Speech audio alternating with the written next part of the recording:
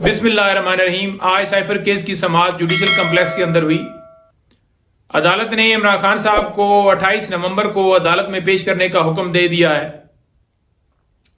अदालत के सामने इस्लामाबाद हाई कोर्ट का फैसला जो है वो रखा गया और अदालत ने उस फैसले की तकमील करते हुए एक तो खान साहब को तलब किया है अदालत में, और दूसरे नंबर पर जो ट्रायल है वो अब दोबारा 29 अगस्त से स्टार्ट होगा। इस केस के अंदर जो घड़ी है वो बैक हुई है।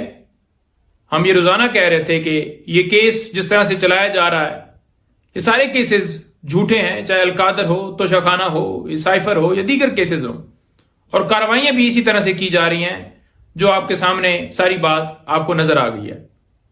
नंबर 2, आज मजीद 3 दरखास्तें जुडिशल कम्प्लेक्स के अंदर ही लगी हुई थी, उनमें भी समाअत जो है मुलतवी हुई है।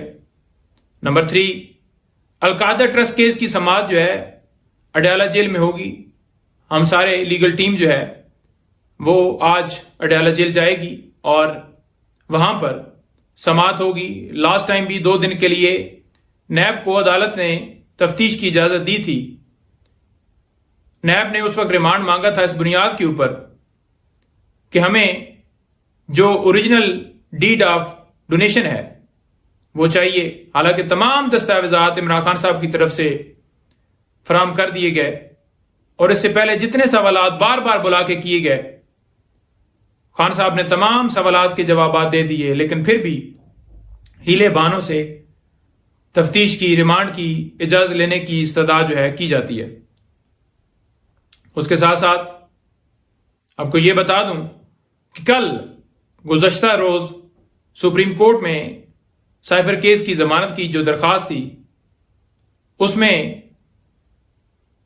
जो फरीकैन हैं उनको नोटिस जारी हुए हैं। हमारी जो दरखास्त है वो काबिल समाअत हुई है, आर्गूमेंट्स के बाद वो नोटिस जारी हुए हैं। कल मैं आपको बता नहीं सका, तो नेक्स्ट डेट के ऊपर फरीकैन हाजिर होंगे और उसमें दलाइल होंगे। इसी तरह से जो क्वैशमेंट और फर्द जुर्म की जो कार्रवाई के हवाले से जो दरखास्त सुप्रीम कोर्ट में दायर थी, उसमें अहमद खान साहब की तरफ से यह कहा गया कि